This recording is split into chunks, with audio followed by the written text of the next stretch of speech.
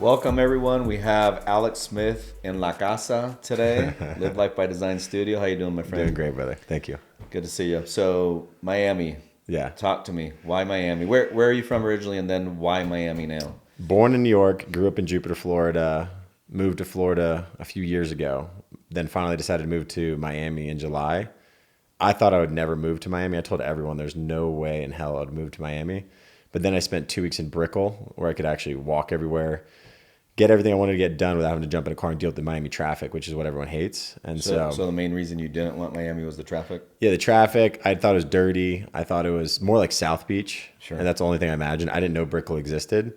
Once I discovered Brickell with the views, because I work from home a lot, so I can capture that energy while I'm just working, and then being able to walk everywhere, I was like, I can't live anywhere else. Do you feel that when you make these moves, it helps you grow? Every single time. Even when I first moved there, I was 3 floors below where I'm at now. Now I'm in the penthouse 3 floors up. Even that little move made a big difference in my energy and the way I felt about where I was going. So maybe unpack that a little bit more. Like, what do you think it does to your nervous system, your DNA? What does it do holistically so that you can progress? I'll just backtrack. So when I first got into the industry I'm in, I moved to California. And then what industry are you in? Home services. Okay. Yeah.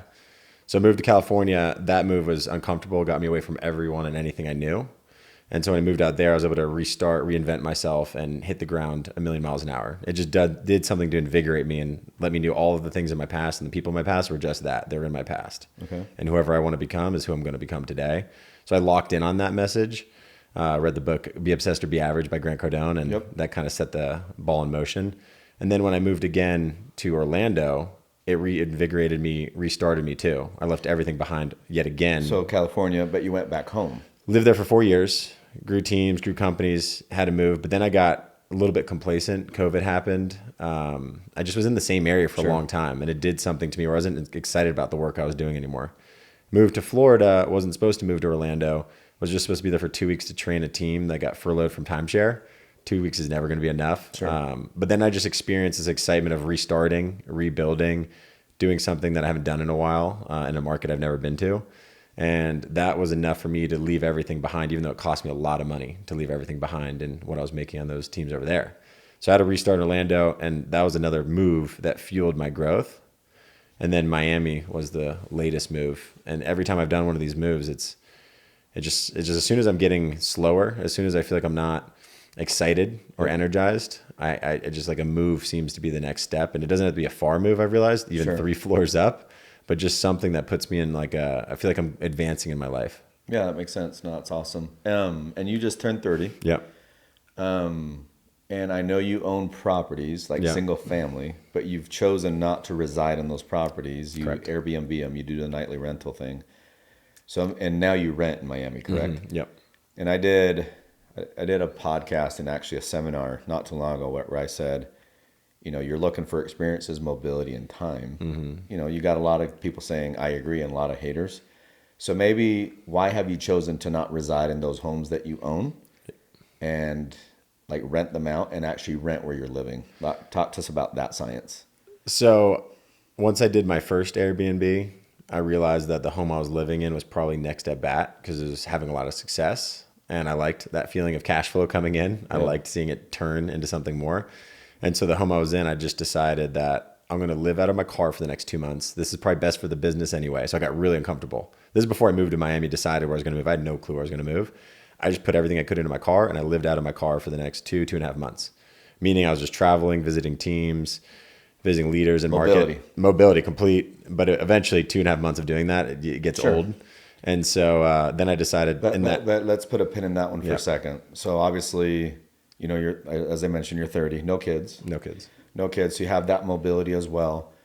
I guess the next question would be what would have happened if you had a lot of things in this quote unquote dream home? It's a loaded question, but would you have been able to make that move that you made by living in your car 2.5 months? Definitely not. Okay. Yeah. Couldn't make that move. And once So I tell a lot of the youth, if you're that mobile, it makes you dangerous. Yeah. In a good way. Yeah. Because you can make a lot of moves and you can go to where the opportunities are. If you're kind of bogged down with, let's call them liabilities, it's just that much harder to be able to be mobile and move around seeking those opportunities that are out there. Yeah, perfect example. So got that rental in Miami. It's not cheap, right? But got that rental, but I felt free. Freedom was great. Even though I owned the home that I was in before, it does start to feel like you're stuck there because you own it and you may not want to sell or go through that whole process of getting mobile again. But now I'm renting in Miami, and the girl I'm with, she owns a home in Fort Lauderdale. She basically stays with me the entire time in Miami, and we're talking about getting a place together. And she's like, I want to own, like I own my home. I can't imagine throwing all this money not into a mortgage. Sure. And I was like, I see your perspective on it. I was like, but I would rather us just be able to hop and skip wherever we want at any given moment and upgrade and live in a crazy dope place that we might not be able to afford if we wanted to own it. Just so we have the energy from that location. So we could get a place that's worth far more money renting than we could from owning. That puts me in a place in better headspace. Yeah. And it used to not be that way. Yeah. We used to be in an environment where you'd pay less on a monthly if you owned. Right now, if you're renting, you're paying less on a monthly. It's becoming more and more of a renter nation, so to speak. So essentially, right now, you collect the check where you own, so you cash flow, put that money in your pocket. It's a business for you. And then where you reside, you're renting. Exactly. Okay. So talk to us about the whole person paradigm. And we've talked about this quite a bit, but in those quadrants, what are you focused on right now? I'm sure it's all of them, but if I were to ask you, or I am asking you, which one are you really like focusing on right now? Which one would that be? Is it physical, intellectual, emotional, social? What is it? I think the primary one I'm focused on right now is the physical. Okay. And when you said physical before, and we've gone through this, at one point I was just thinking more of the body. Sure. I feel like I got that pretty dialed, figured that out. I have a good system for myself. But then I realized it applied to a lot more things. It applied to money, it applied to cars, it applied to everything else.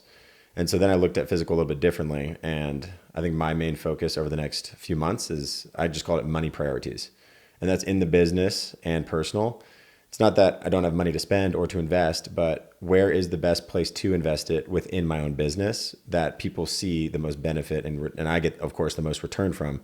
And I think figuring out the priorities of money in this business has been a little bit challenging for me. Because some things I think are an amazing idea, or this retreat or this thing is going to be the next big, even though it costs a ton of money, like this is the best thing we could do for all the people. It might not be what they see as the best thing we can do.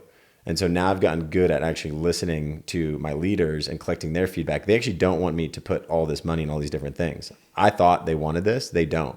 They'd rather me not put that money toward it, maybe put it toward something else or not spend it all. And so it's the main focus for me is money priorities. Figuring out exactly where that money needs to be placed within my business, not in investments specifically, but within my own business. Which is an investment. Yeah, which is an investment, some better than others. Yeah, when people ask me, hey, Mendez, what should I invest in? I give them this response. I say, first, invest in you.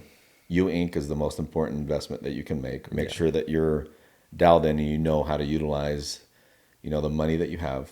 You have to be a good steward. Number two, it's in your business. And then once you and your business are taken care of, then you can go to the market and go invest in assets that you really love.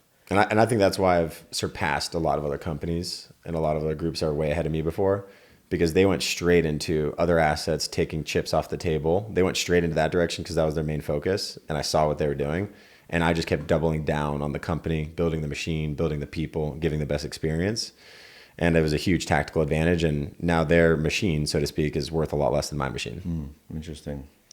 Yeah, that's really good. So you mentioned you feel like you're as far as your physical realm, the body is well taken care of, and you have your routine. Talk to me about your routine. Okay, so this is what I figured out from working out since I was 16. I'm now 30 years old. I've switched a lot of routines, a lot of different scripts I've followed, food and physical in the gym, what I was doing. And I've now finally come to a conclusion of what is the most effective for me today based on my schedule and based on getting it done every day consistently, which is I can only work out one muscle group a day. So chest, back, shoulders, legs, arms, Murph on a Sunday. So I work out 5 times a week. 5 times a week. 5 times a week lifting weights, and then a Murph on a Sunday, which is absolute hell to test my capabilities and my endurance before I get ready for the next week. That's my, kill of the Sunday scaries, kill of lethargy. I want to kill it on Sunday before it kicks in. What used to happen with your Sundays?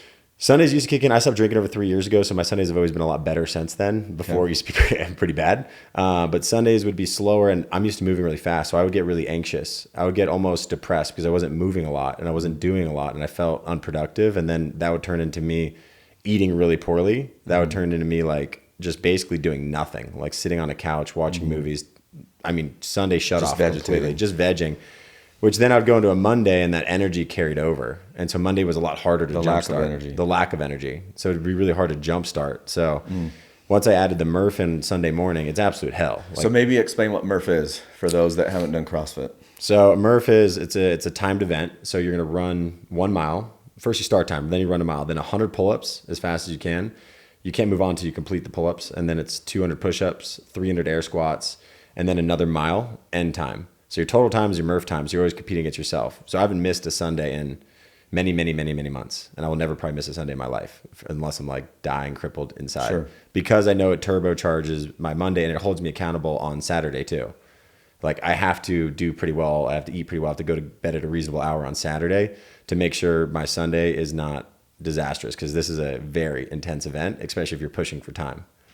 So once you started this, your Mondays became what? They became energized. I would just say here's what actually really happened. So Sunday I would do the Murph, and then you do something that physical, that hard, you do not want to eat bad. Like it's the last thing you want.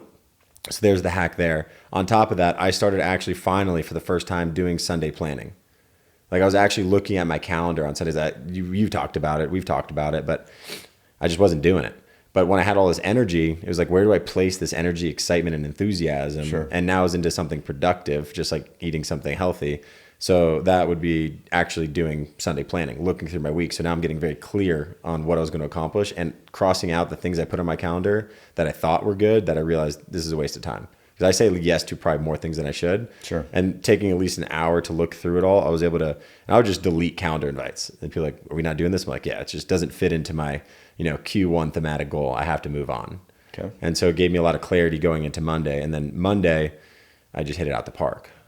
Okay. And then that's the whole week. Okay. So you mentioned 5 days a week. Does that include Murph, or is it 6 days including Murph? 6 days including Murph. Sometimes I'll work all 7 days though. Like okay. This so past, what if past you were 2 to weeks take I've a done day 7. off? Is there a certain day of the week that you take off? Saturday. Saturday is okay. Yeah. So I know what your Sunday. We know what your Sundays look like. What does your Saturday look like? So Saturday is the first day of the week that I don't set any alarms.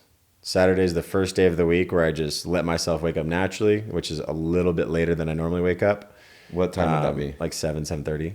So that's late for you. That's late. Okay. So I'm up a little bit later, and I don't have the gym to rush off to. And now I'm with my girl, so we get to actually spend some quality time together in the morning. It's your social, emotional. I get to recharge that. Day. That battery is a big recharge.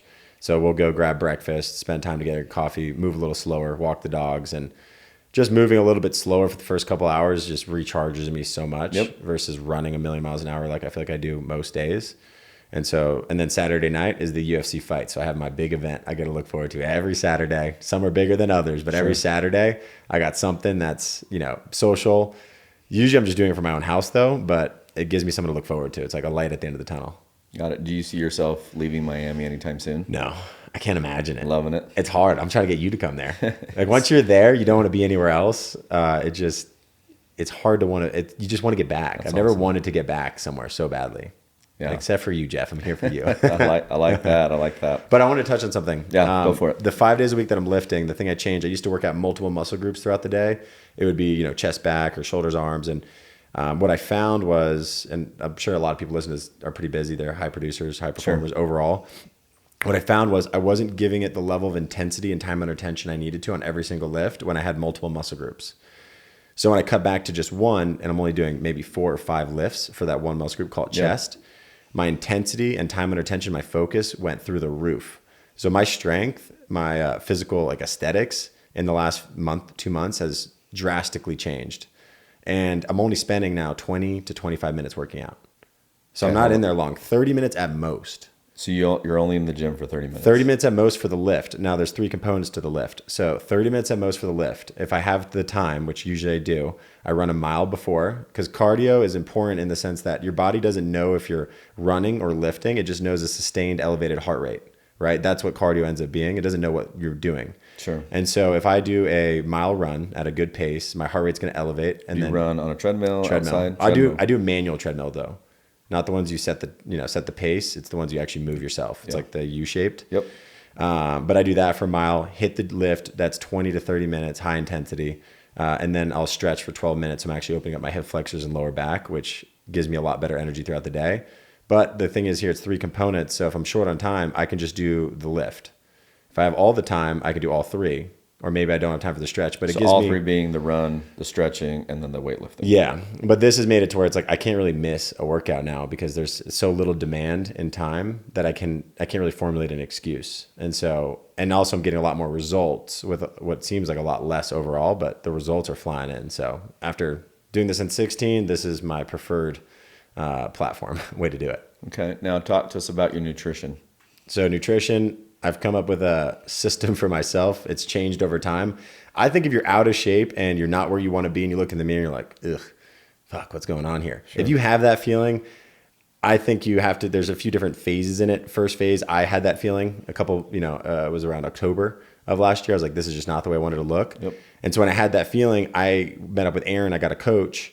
And he coached me and gave me a protocol, which is all focused on whole foods. Okay. So breakfast was like Greek yogurt, fruit, and eggs. Lunch was steak, vegetables, rice, and then dinner was fish. So it was like not like a normal bodybuilding diet, which I was excited about. The whole food satiated me a lot more. And I got really strict with that for 2 months.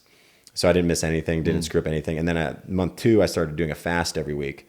And I think this is an important phase in your transition because I can't sustain this forever, though, I realized. I thought I could sustain that forever. I just really can't. I don't need to be, bodybuilding competition ready every day, Sure. but I want to be close to it. Yep. And so phase 1, I got peeled, dialed, got rid of all the inflammation, all the fat, energy levels went through the roof.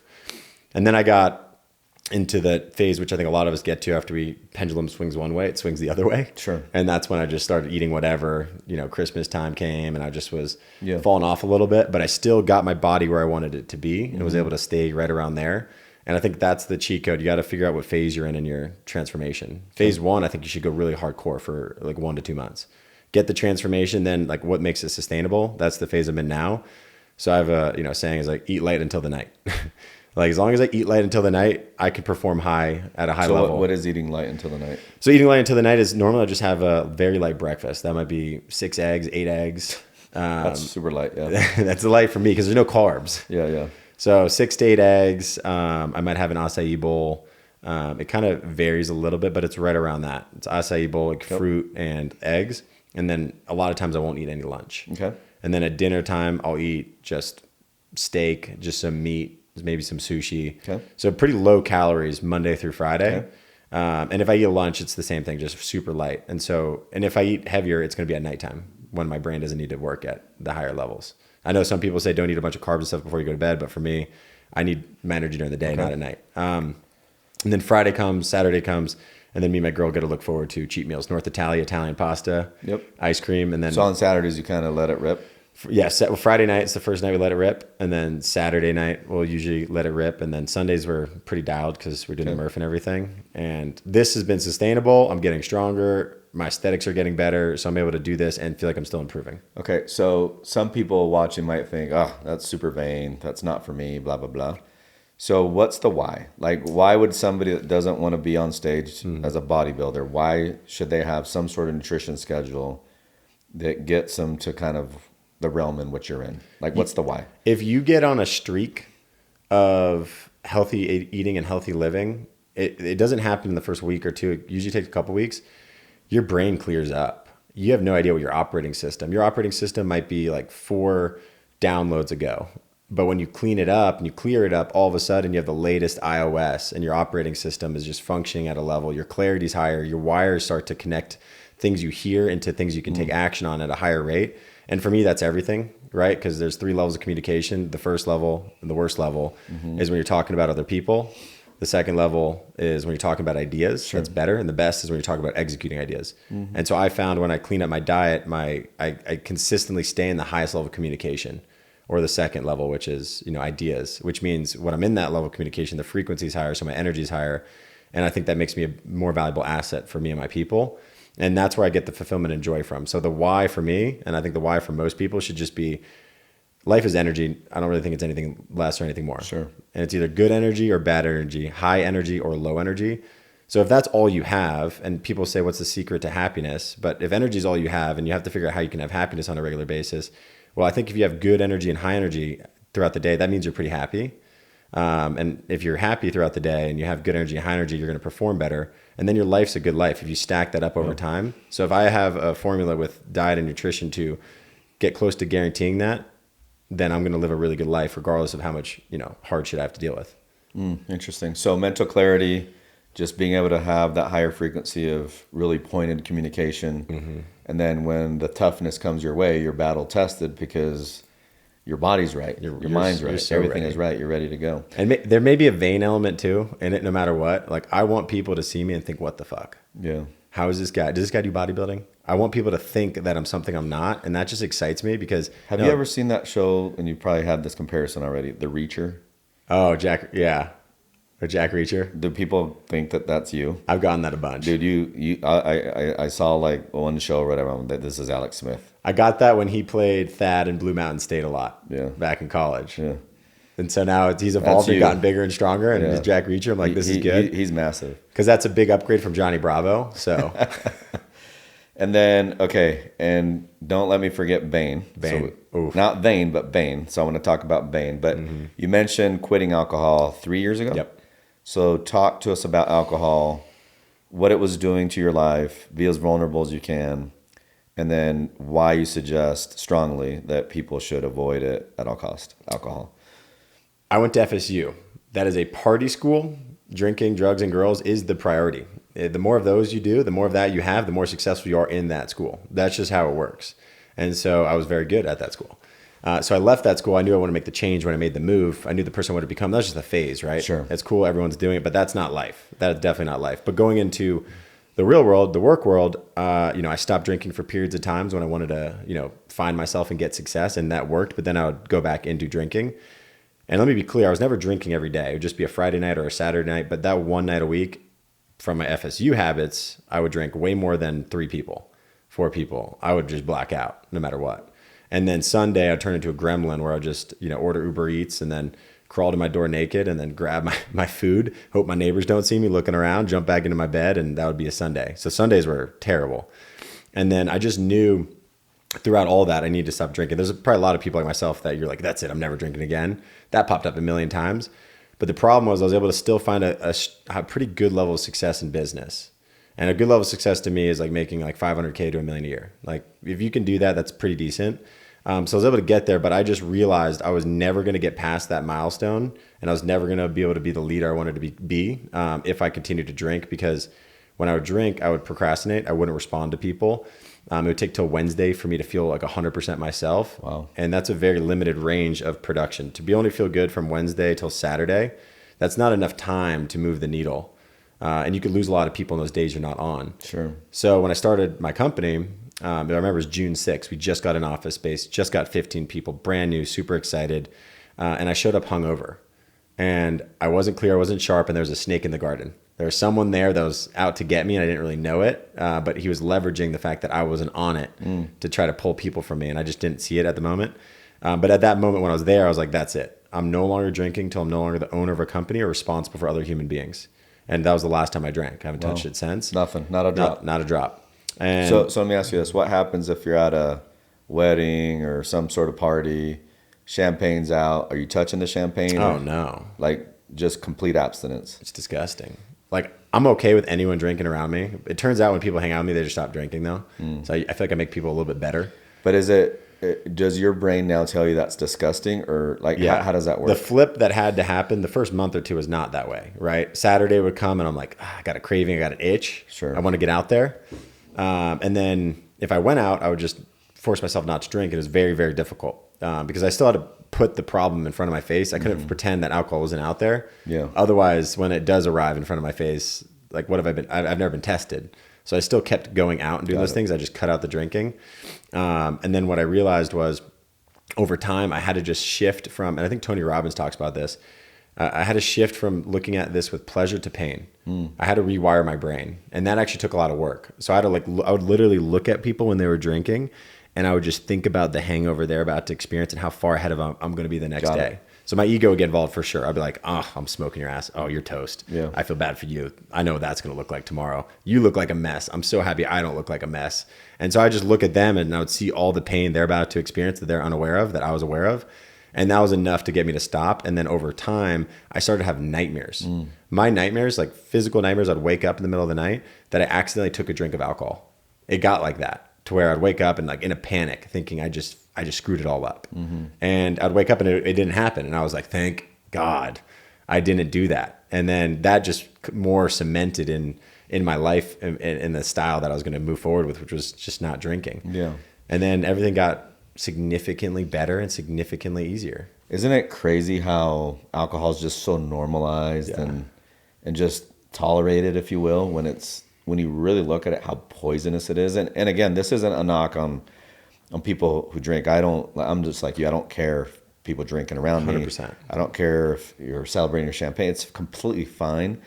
But the point is this, it's just so encouraged, if you will, and so normalized and so... It is the celebration. Like it's just, but it's so toxic. There's other things that are criminalized that are nowhere near as toxic as alcohol. Yeah. So it's just interesting how society has just gravitated that way. What's really interesting to me is the fact that it is the celebration consumption of choice. Yeah. You win in anything, an anniversary, a wedding, you do anything special, the celebration is champagne. It's supposed to be alcohol, which is, in my mind, crazy because I realized what that did to me. When I used to win, I would go drink. And then what would happen? I would stop freaking winning. Because I would now be on a downward trend. My emotions would be low. Like I would have more anxious, more depression. Like that all would start to boil. So it was just this crazy thing where it's like you win, you crush it, you go celebrate, and then all the winning and all the streaks goes down. There's the coaster. And then once I stopped that, there's no more coaster. I don't ever go down. I feel like I keep going up. Even if I'm going through challenges, I can push through them a lot better because I don't have a vice that I can lean into. And then vaping, because I know that you dealt with that even post alcohol. Yes. So maybe there's probably a lot of viewers watching that are vaping or smoking, and they may want to quit and might want to hear some strategies, some live life by design work in which they can get rid of that too. So I say this all the time. The road to success comes with a lot of goodbyes. So it's always, what do I need to say goodbye to so I can unlock the next level? Yes. And I think justification wise, it's like, but I'm good. Let me just vape every once in a while. Let me drink once in a while. And we justify. So we want that uphill life, but we still want to have some of these downhill habits. That's nailed it. So how did you deal with the vaping piece? Because I remember you saying, I don't touch alcohol or anything. And then I see you vaping. Yeah. And I was like, that's really curious to me that he's so like dialed in on the no alcohol piece, but then the vaping is still a thing. So how did you come to terms on the vaping? Yeah, I think now I'm about a year or two removed from vaping. I forget exactly when. I think it might have been 2 years ago. Yeah, it was 2 years ago.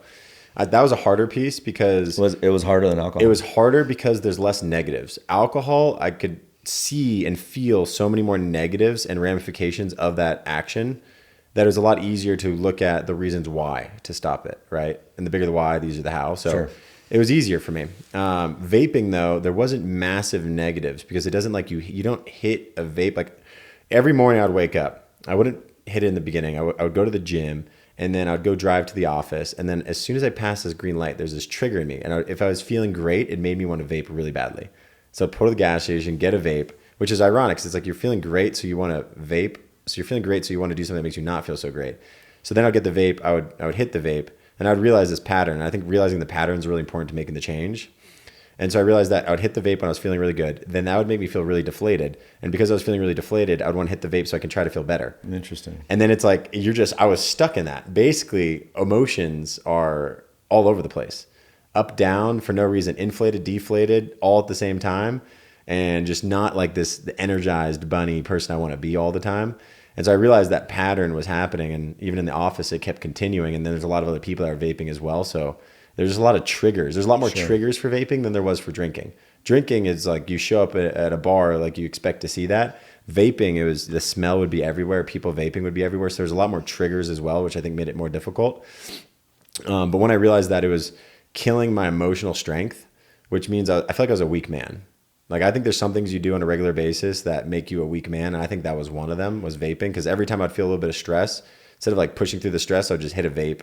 And you like feel light for a second. And then you're back to feeling the stress, and if not worse.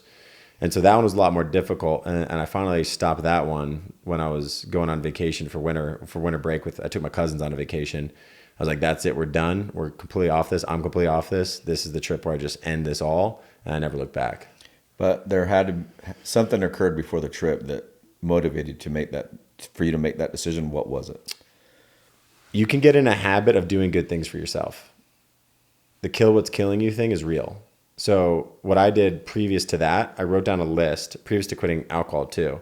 I wrote down a list of all my negative vices. And once you write down them all, so say it's drinking, say it's vaping, say it's, I'm just going to lay in some trigger words, right? Porn, say it's, sure, Netflix. Weed. So I wrote down a whole list of all the negative vices that, I regularly do.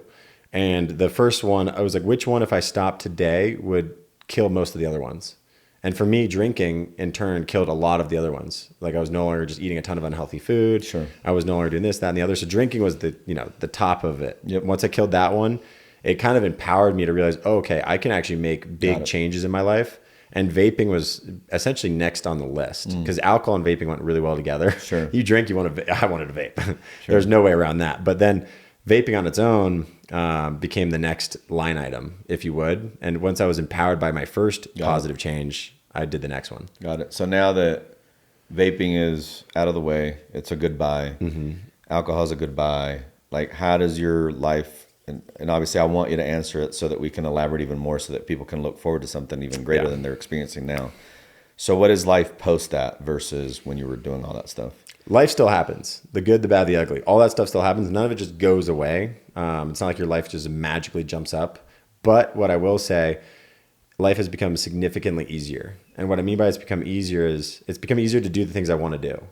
I no longer procrastinate. I no longer have things pulling me in the wrong direction. I no longer have something I'm thinking about in my head like, oh, I just got to find a vape. That's weak. To have to think about something you want to do and be. I used to lose my vape. I would hunt anywhere I could to find a vape. And now I look at people doing that. I'm like, dude, that was me. Shoot, you look like you're a rat running around right now for this thing you're stuck to. And so let's put a pin on that one. But I was talking to a group the other day, and one of the guys is trying to get off the vape, and he's not fully there yet. He's taking some sort of gum or something, or like a mint. Nicotine gum, the Zins things. Yeah, that. Yeah. And then the other thing he does is he motions without the vape, but it calms him because he's making that motion. But instead of having the vape, he just goes like this. And it's like, oh, okay, this is another way that I can come to terms and quit the vape. Because that just gives him that dopamine hit, those endorphins. I was chewing a lot more gum. Yeah, so it's just interesting. But keep going. So you chase down the vape. Now you're watching people do the same thing. And you're like, man, I used to be there. Yeah. And I mean, what to look forward to, right? Is that the main question? Like what to look forward to when you do all this?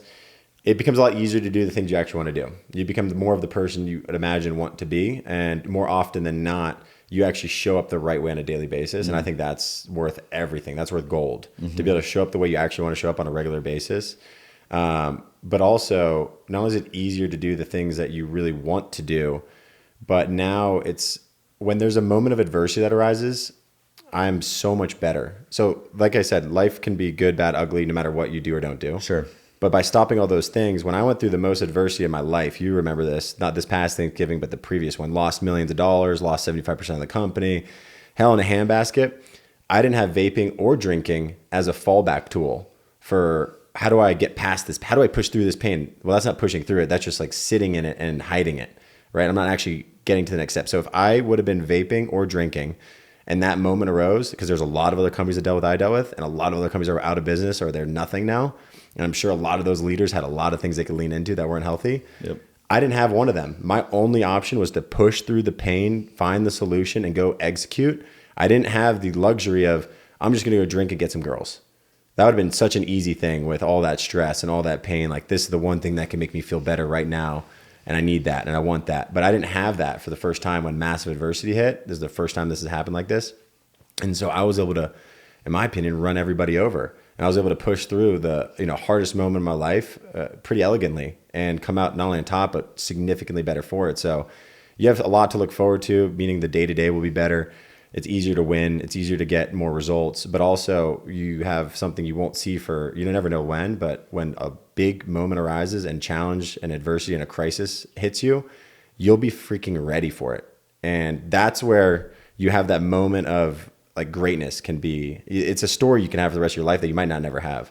And I think you touched, I forget the words you said it for the other day, but it's like a defining moment. Sure. I had a defining moment. And if I had those things, that defining moment would have been a very different defining moment and not one for the better. And I'm very certain of that. That's cool. No, that's beautiful. A lot of great nuggets here. Let's make sure that we're looking at the different things that ring true and start applying these principles that we're learning and finding. Okay, we mentioned that we talk about Bane, not vain, but maybe there's some vanity in Bane. I don't know. So we're going to pull out the diamonds here. We got Bane. So talk to me about Bane. Maybe it's an alter ego. I mean, what is it? What does it represent? Like, Okay. I know you have a lot of fun with it, but it's also something that is big. So it's big for you. So let's talk about that. So I've always loved Bane. And by the way, is that real diamonds? Oh yeah. Of course, right? Come on, man. I'm in Miami. They're going go. to test me if I don't have real I diamonds, like it. you know?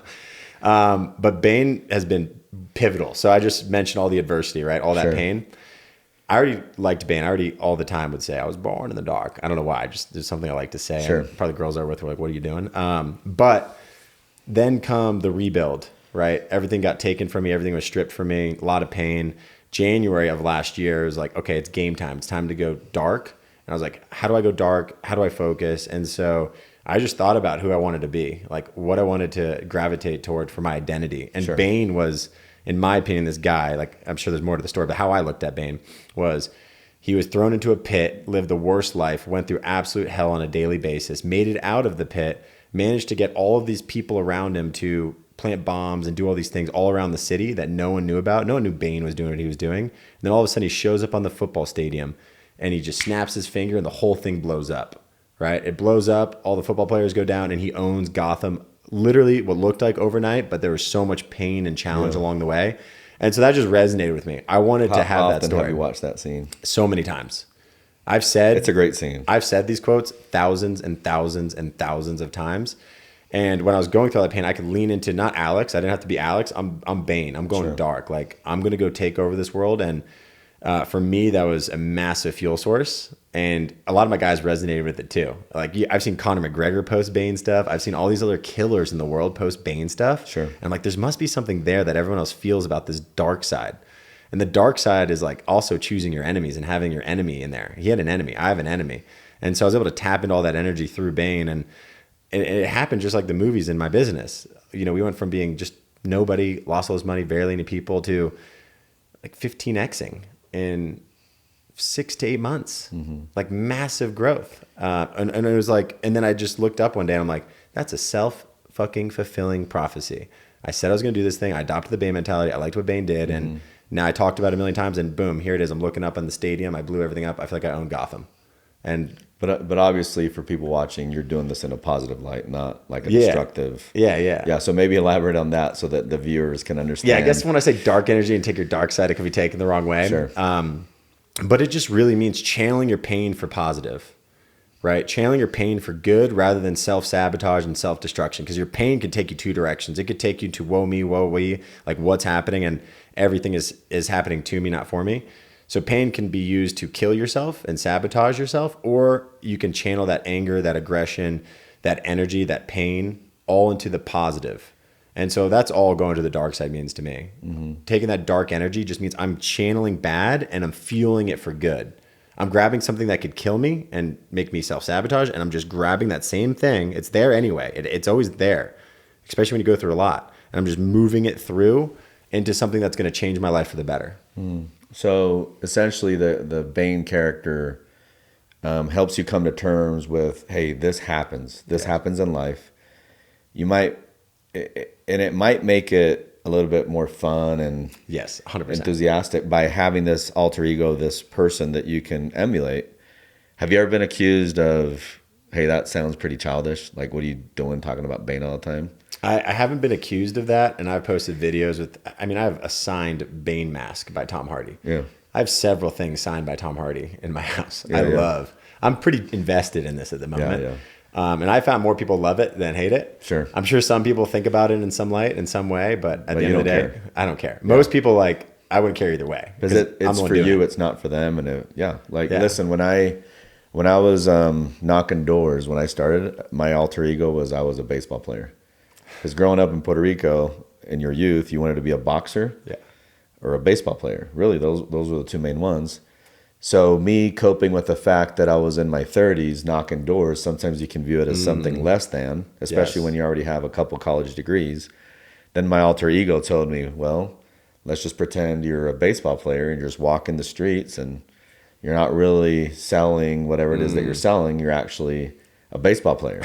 And you get hits and home runs by the accounts that you do. And you have your off season, your preseason, your on season. You have your World Series. Damn, you never told me that, stuff. but that fits in perfectly. I listen. I think you can either view what we just talked about as something immature, comical, or juvenile, which is fine. It is what it is.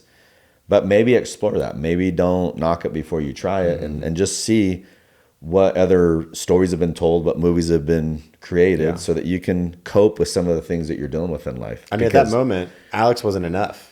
Alex wasn't enough for myself. Yeah, I wasn't. I didn't have enough enthusiasm to just go knock doors. I had to become an MLB player. Yes. And I became one. In my mind, I was an MLB player. Because I said, listen, MLB players, they're on the road.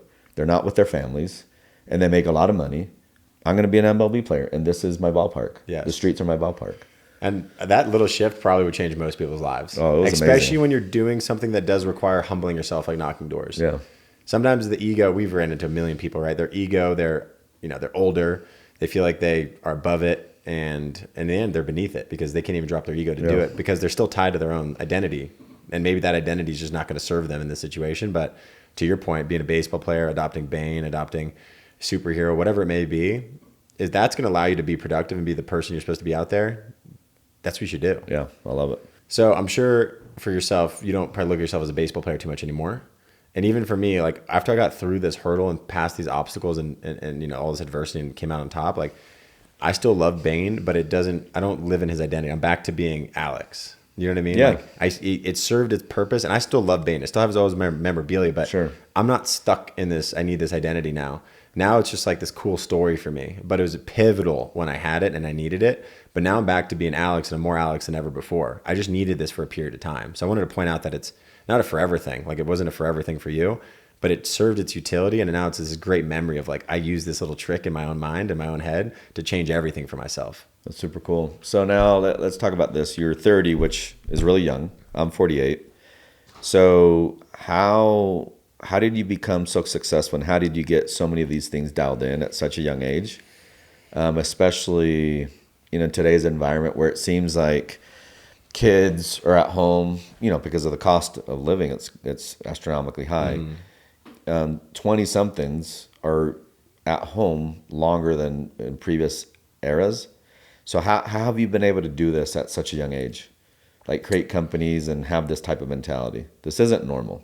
How have you been able to do this? I would say the biggest thing for me, I've reflected on this, and there's a lot more to it, but it came down to this. I got lucky in the sense that I landed in an opportunity that made sense. Meaning I saw the opportunity, I felt it, I believed in it. Was it really luck though? No. The reason it wasn't complete, I mean, in a way, right? I just got randomly texted about this opportunity, but I also said no to every other W-2 salary job that I just knew would kill me inside. So I also said no to a lot of things that a lot of people said yes to because there's a lot of security there. Even though I was the guy leaving college or about to leave college without any job. Did you graduate? Yeah. What was your major in? Triple, finance, sales, and marketing. Wow. So you had a triple major. Yeah, it means nothing. Got it. I always want to point out it means nothing. I partied my way through all of that, and sales was the only thing. So hold on. Would you do, now knowing what you know, would you do college again or no?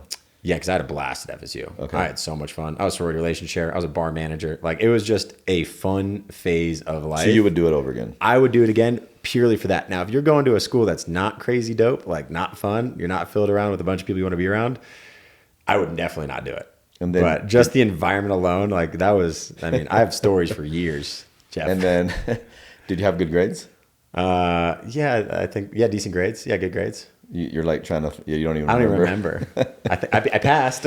Yeah. I got my degrees. Did you meet people there that have allowed you to be in the position in which you're in now, Yes. meaning networks? That random text was a... Yes, someone from FSU. So it all led to this. Yeah, listen, so I did a degree in 2016, and that, it wasn't so much the degree and what I learned in the classroom. It's the networks that were created by being in the right room at the right time. So I echo what you're saying as far as, you had, a great time, and I'm sure you learned a lot about yourself. It was the connections and people. And listen, I think a lot of people, if they don't go through that experience in their 20s, and then they kind of have this midlife crisis, they'll go through it in their 40s. Yeah. They're out at the 30s. Bars. Yeah. Yeah. Like I've seen it time and time again, or they get married when they're young and all of a sudden they're 40 something and they didn't have that experience, and now they want to go test the waters in that realm. So true. So, okay, but let's keep elaborating on that. So college, keep going. Yeah. So once I discovered the opportunity though, and I got into the industry. And who was it that reached out? Was it somebody from one of your classes? He worked at another bar. He was at another fraternity. Wow. Yeah, he was just in another fraternity, another bar. Texted me one day over summer, and all my friends were signing for these 60, 70, 80K a year salaries. I'm like, oh my gosh, I'm falling behind. I went to career fairs and I would get interviews, and I just would never show up to them because I was like, these guys are goobs. I don't want to be like these people. Sure. And so I just didn't do anything. And I was like, man, I don't know how the school thing's going to end in the next semester, because it took me 4.5 years to get all 3 majors. Yep. But then he called me, texted me, told me I could make 10K a month. He made 10K a month. I was like, oh, that means I'm accepting a 120K a year job. And it was straight commission. Straight commission. So I told everyone I just took a 6-figure job, though. I went to everybody telling them this is a 120K job, as if it was guaranteed. Yep. I made way more of that, so it worked out pretty well. But once I got in the industry and I realized the opportunity, that's when I awoke to it. Meaning I was like, there's nothing else that could do this. And it was not even close to as good as it is now.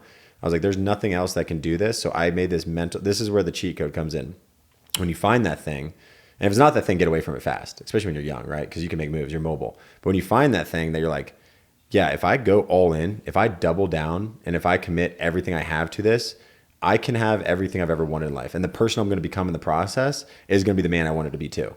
So all that's going to line up perfectly. So I realized that really quickly. And so the idea of quitting and stopping, and 7 years of doing it, I went through so many restarts, rebuilds, losing tons of money, making tons of money. Like I went through so much hell and heaven in that pursuit. But because in the beginning, start with the end in mind, I knew that this was the place I needed to be, and this could give me everything I've ever wanted. I had this feeling that I just needed to not quit. That's all I needed to do, is just not quit. And I worked with so many greats and so many people that produced, and so many people that are amazing leaders. And the secret to all of this, and my girl Jess told me this line and it just sticks in my head, is you don't have to be the best. You just have to outlast the bastards. And so all I had to do is outlast the people that didn't have it in them. They didn't have the conviction. They thought they did, but they didn't when trial and adversity arose. And I just kept pushing. And now all these groups, all these companies now, flash forward 7 years, all these guys that were the greats and the giants, I'm bigger than almost every one of them. And I'm going to smoke the next couple people ahead of me. I'm going to smoke them in the next year, because no one else has this level of commitment to it. I just don't believe it. I don't think anyone else has anything close to what I have inside my head. And I'm paranoid. Now I'm paranoid on a daily basis because of some of the pain I went through the previous year, that everything's going to fall apart again. So I'm constantly making things better, and I'm listening more than ever before. And so I have a huge advantage now, because I don't think too many people are listening. Is it healthy paranoia? When you brought up the emotional, spiritual, I wrote down paranoia as like a negative, and I thought about it for a little bit. I'm like, it's negative in the sense that I don't live in peace, but I live in, like a constant, I don't know if fight or flight mode is right, but I'm like always looking, and I'm like, I have to go harder than anybody else. Sure. And so I reflected on that. I'm like, yeah, there's negative to it, but right now in this phase of my business, it's a superpower, because I can keep changing and keep evolving. And I'm not like caught off guard ever anymore. Like anything that hits me, I'm ready for it. I'm battle tested. I'm like, my armor's on. And so there's some negative to it. My girl Jess provides me a ton of peace, so that's going to help balance it out a lot. And thankfully, without her, it was actually a lot. It was bleeding into the late night, which was causing me problems. Does she have an alter ego? I don't know if she had an alter ego. I haven't asked her. We need to find out. I'll ask her. Yeah, it'd be interesting. I'll ask her. Yeah. But that was it, right? Just I found the thing. I knew it was it. I knew I could make this work. I knew I could do it at a high level. Committed.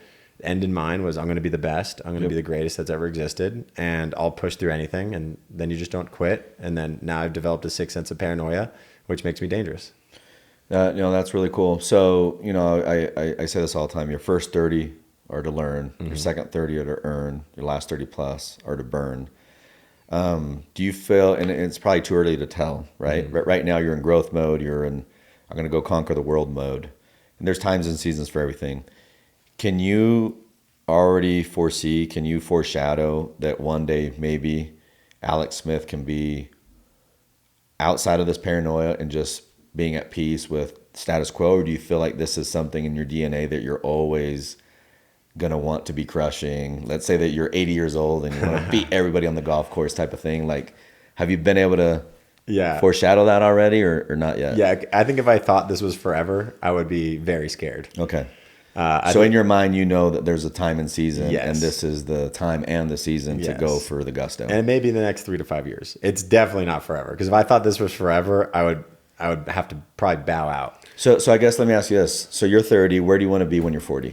Where do I want to be on 40 in terms of what? Just life in general. Do you want to be grinding? Do you want to be building? Do you want to be taking names and like you are now, or do you want to be more on a... I'm addicted to taking names. Okay. Like the idea of overcoming people, the idea of passing people is just this thing I'm just fixated on every day. I have so many people that I'm competing against within my head that I have no idea I'm competing against. Can you disclose who you're competing against? Or do you just some companies. Just some companies, right? Not individuals really. Got it. But companies I compete within my head. And I'm like, is there one, I don't want you to name it, but is there one company you're like, I'm coming after you? Oh yeah. And is it because they competed against you hard, or they're taking some of your assets? Like, I'm not worried about any of that. None of that I don't stuff. care about any of that. I don't care about people taking my people. It's an honor. It's an honor for you to take my people from me. That means my people were good enough for you to take from me. Okay. So I view that as an honor. And we've talked about all the time, what happens if I train my people and they leave? Yeah. And then the next question is, what happens if we don't train our people and they stay? Yeah. So I agree with that. It's an honor. But keep going. Elaborate on that. Like, what was the question again? The question is if you've thought about where you are in your 40 and... Yeah. So I'm right now, I mean, things can change, but I love passing people. I love going after people's throats. It just excites me and invigorates me. And again, all those, if they're taking my people doing those things, that doesn't really matter. I think it's also an honor that I'm looking at them that way. I think that means I look up to them in a way, and I want to find ways to to compete means that you're both bringing out each other's best. I want to be the antithesis of them. Sure. I want to do everything they don't do, and I want to do it better. So by 40, I would imagine that, definitely by 40, we'll be the biggest in this industry. We'll be the best, no doubt. Like we will be the best. We will be the company everyone, if you want to get in this industry, you kind of have to go through. Like that's going to happen, and it's not because you have to, it's because you're going to want to, and everything else is going to suck. So I think that's going to happen. I know that's going to happen. And at that point in time, this will happen well before 40. This will happen the next year or two. So by 40, I think we're just going to be a well-oiled machine. And I don't know if I'm going to have the same, hunger level in this industry specifically. But if I tap into another industry that has the same sort of competitive spirits, I don't see myself ever just being a player in the game. I feel like I'm going to have to go for the top. So as long as I'm pursuing anything that I can get to the top, and there's other people I can look at as a scoreboard. Yeah. Video games without leaderboards are boring, or scoreboards. So if there is a scoreboard of any sort I could tie into at this point, I don't know how I can't go. So you're doing it surely for the competition, the gamification behind it, not so much for the money. Money's just a byproduct. Money's going to come. That's easy. Okay. That's where people get lose. Like I said earlier, they just that's what they do it for, and that's their focus. And you need to be, a steward of it, right? Your money, but I want to win so badly. It's just like I'll take a lot of blows along the way and do things a lot of business owners wouldn't do, because what's good for business is not always good for business. Does that make sense? Yeah. Like what the economical smart thing to do. Yep. I get it. Even for them. You manage a publicly traded company very differently than you manage a privately held, family owned company, if you will. Like the accountant wouldn't agree with some things I do. Maybe I'm paying people out on something that I shouldn't. Maybe I'm taking a cut and taking a loss on things I shouldn't, but it's the right thing to do. Yeah. It's good for business, but it doesn't seem like it's good for business. No, I get it. Okay, a couple more questions. I want to ask you about investing. We already covered investing in you, investing in your company. What's your investment thesis? What do you like investing in outside of you and your business? So I've done private equity deals. I've done single family real estate deals. I have my own real estate portfolio. I've done oil and gas deals, and then I've done multifamily deals. So I have a little bit of a spread in what I like. I've done do crypto, all those things, right? So I've touched a little bit of everything. Sure. I feel like. And even though my Airbnbs I have are very profitable, they probably do better than just about anybody else's Airbnbs. Like these two properties alone will bring in about $250 a year. Yep. So that's good for two properties on those two Airbnbs. Yep. But what I've realized is there's this burden that comes along with it, which, just recently I had to have septic lines and everything else replaced, and that was like $20K. And, luckily I have a great manager that's doing it all, but it's just involved. And I realized it's a job. It's a job. My business is the only job I really want to have at this point. So even though those are cooking and those keep going, I don't really want to get into any more of that. I don't want to get into any private equity. I don't feel the same. Here's an important thing I've realized for me, like the state I'm in, because of the where I place my money is really important. So when I place my money into a private equity deal or an oil and gas deal, it doesn't bring me the same peace or confidence or, desire to do more. It doesn't bring me that. It gives me I feel a little uncertain. I feel a little bit skeptical. I forget about it. Sure. I don't even want to talk about it. But then real estate, when I got into some multifamily deals, putting my money where my mouth was there, like the set it and forget it, but know where it's at and like really understand that this thing is going to produce these freedom fighters, these money babies, these things that are going to pay me for a long time. And then there's going to be a cash out refi, and just understanding how it's going to work. And then I don't have to get involved in the day to day, and I can trust the people I'm doing business with here that they're going to operate and be a good operator. That gives me a level of peace and energy that no other investment gives me, what does that make me more dangerous in? My business. Knowing that that's there, like if I can invest money here, that's going to make me money. And in turn, somehow through like the universe and energy makes me more effective in my business because it gives me more confidence and energy in life. Yep. If that's the case, I'm like double dipping almost. I'm making money here and I'm making more money here because of what it does for me. So you're creating active income via your active day-to-day vehicle. Yeah. And turning that active income into passive income so it can make babies for you. Yes. Okay, love it. Last question. Live life by design. What does that mean to you? And leave us with a takeaway, something that will just help all the viewers live their life by design that much more intently instead of living it by default. Send us away. Okay, so live life by design. What that means for me is just getting really intentional with your time. Like understanding what you really want, understanding what you're getting after, and then looking at your daily schedule and actually coordinating it properly to get the end result. So living life by design means like everything I'm doing, all the systems I put in place for my life yield and lend to the end result I want, whether it's in my relationship, my business, my physical. So the system I create and the routine I stick to has to lead to the end result. So if I do that with every pillar of my life, including investing, including business, including family, including personal relationships, I feel like I'm designing my life ahead of time because I wasn't very clear a couple of years ago, but I feel like I'm pretty clear on everything with what I want. I'm getting more clear by the day. So it's become really easy to this all fits into that mold. I'm going to stick to this script. I like to follow blueprints. I'm a big blueprint guy. I've been working out for a long time. This is a great example. I don't write my own workouts. I don't think about anything when I go to the gym. I follow someone else I believe in and I have hope in. If you got hope in the future, you got power in the present. So I have hope and belief in this person and that could be on the business side. That could be in any system. I can just go execute a blueprint and I don't have to reinvent the wheel or think, and I could focus on the thing I actually have to create and focus on myself. Right. And that's going to be in my business and a few things that I have to do and figure out new ways of doing business. So that's what I think of live life by design. And I think the most important thing we could do for ourselves is, and it's just what I just mentioned, which is if there's hope in the future, there's power in the present. So if you can find ways, and for me, that could be a few things. If you can find ways to get a lot of hope in the future, like for example, I just got blood work done in October and a lot of my levels were off. I didn't know that, right? Because I looked good, I felt good, but a lot of levels were pretty off. So I got to a doctor and he gave me a protocol and he was like, hey, we're going to follow this script for the next 3 months and then we're going to revisit it.